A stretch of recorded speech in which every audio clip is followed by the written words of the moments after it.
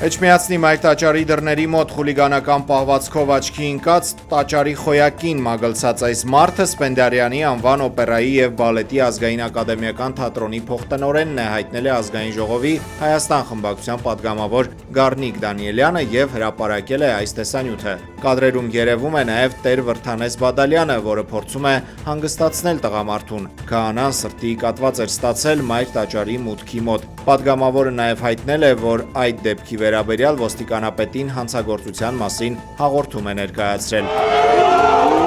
Իդեպ 24 News-ի սկանդալային տեղեկությունը դեռ չի մեկնաբանել Հայաստանի կառավարությունը։ Ըստ աղբյուրի դեկտեմբերի 28-ին այս կիրակի Նիկոլ Փաշինյանը պատրաստվում է անձամբ գնալ Մայրաթոր վեհափառին հեռացնելու պահանջով։ 24 News-ի տեղեկությունով Գարեգին II-ին հնարավոր է այս շաբաթվա ընթացքում կալանավորեն։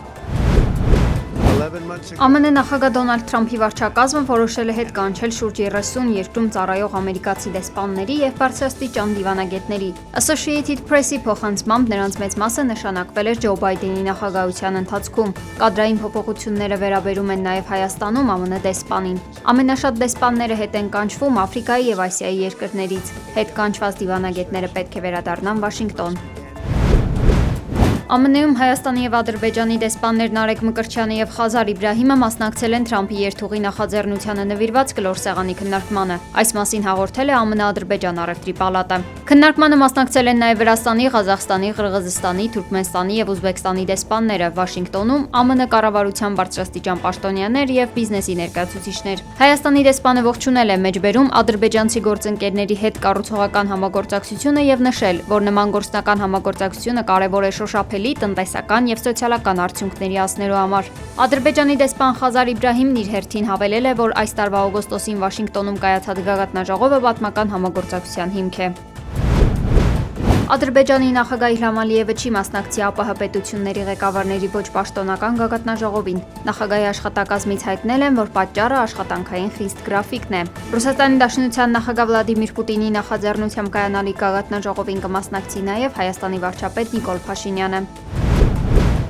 241 միավոր տեխնիկա։ Երևանի քաղաքապետի խորհրդական Կամո Արեյանը հավատացրել է, որ պատրաստ են դիմավորելու առաջին ձյունը մայրաքաղաքում։ Ձնամաքրման նախապատրաստական աշխատանքները սկսվել են, հայտարարել է Արեյանը։ Նրա խոսքով պատրաստվում են խիստ հսկողություն սահմանել ոչ այնքան պարտաճանաչ ավտոլվացման կետերի նկատմամբ, որոնք ջուրը բաց են թողնում փողոց։ Այն սառցակալում է եւ բարդացնում է քաղաքապետարանի աշխատակիցների գործը։ Խնդրանքս է ձեզ, պարոն քաղաքապետ, հանձնարարական վարչական շրջանների ղեկավարներին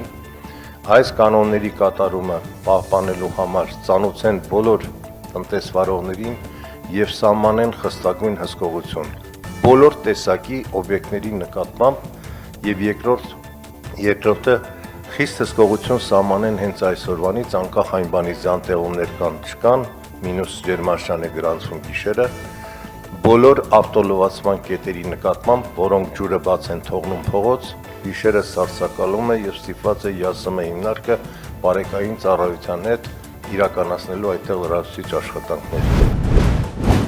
Կրասնոդարում ուկրաինական ԱԹՍ-ի հարձակման հետևանքով վնասվել է 2 նավ եւ 2 նավամատույց։ Հարվածների հետևանքով ՀԴՀ բռնկվել տեղի գյուղերից մեկում։ Այն տարածվել է մոտ 1500 քառակուսի մետր տարածքի վրա։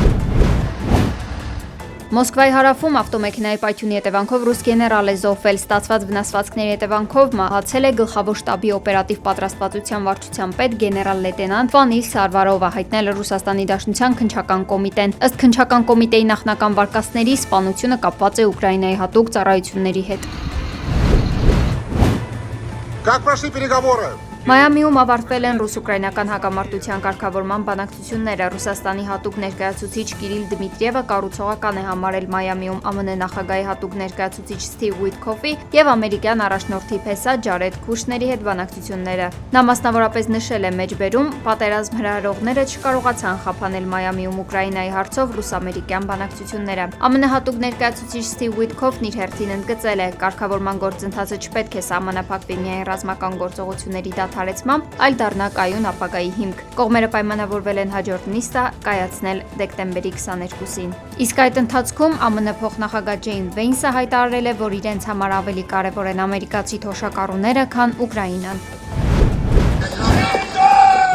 Գերմանիայի կանցլեր Ֆրիդրիխ Մերցին Մագդեբուրգում դիմավորել են սուլոցներով։ Միջադեպը տեղի է ունեցել կանցլերի Սուրբ Ծննդյան տոնավաճառում տեղի ունեցած հարձակման զոհերի հիշատակի արարողությանը ժամանելու պահին։ Ըստ գերմանական մամուլում շրջանառվող տեղեկությունների պատճառը Մերցի դեռևս չիրականացված խոստումներն են։ Մեկ տարի առաջ Մագդեբուրգում 50-ամյա բժիշկը Սուրբ Ծննդյան տոնավաճառում մեքենայով մխրճվել էր ամբոխի մեջ, սպանելով 6 հոգու, այդ թվում 2 երեխայի։ Տեղի ունեցածից հետո Գերմանիայի կանցլեր Ֆրիդրիխ Մերցը, ով այդ ժամանակ դեռ Բունդեսթագի ընտրությունների գլխավոր տեխնացուն էր, խոստացել էր փակել սահմանը եւ երկրից դուրս հանել ներգաղթյալներին։ Այն բանից հետո, երբ պարզվել էր, որ ազգության պարապ բժիշկ ահաբեկիչը Գերմանիայում փախստականի կարգավիճակ ունի դեռ 2016 թվականից։ Մերցի խոստումները դեռևս կատարված չեն, ինչը Մագդեբուրգում բողոքի ալիք է բարձրացրել։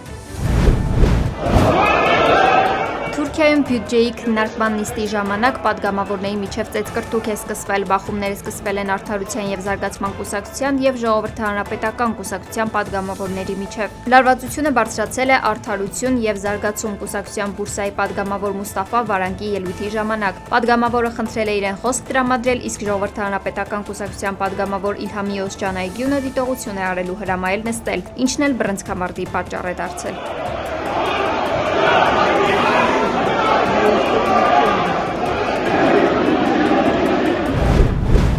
Ճապոնիայում վերսկսում են աշխարհի ամենամեծ ատոմակայանի Կասիշավազակի Կարիվայի աշխատանքները։ Ֆուկուսիմայի աղետից գրեթե 15 տարի անց վստահության քվե է տրվել նահանգապետ Հիդեյո Հանազումիին, որը կանգնել է ատոմակայանի վերագործարկման ծրագրի գլխին։ Քվեարկությունից առաջ նահանգապետարանի շենքի դիմաց բողոքի ցույց է անցկացվել, որին մասնակցել է մոտ 300 մարդ։ Ատոմակայանի 7 ռեակտորներից առաջինի վերագործարկելու հնարավորությունը նախատեսվել է 2026 թվականի հունվարի 20-ին։ Ավստրալիայում ավելի քան 300,000 մարդ է միացել վարչապետ Ալբանեզեի հրաժարականի կոչով խնդրագրին, երկրում տեղի ունեցած ահաբեկչական հարձակման ֆոնին։ Դեկտեմբերի 14-ին հայր եւ որդի Սաջիդ եւ Նավիդ Ագրամները կրակել էին լողափում գտնվող մարդկանց վրա։ Կրակոցների հետևանքով զոհվել է 16 մարդ։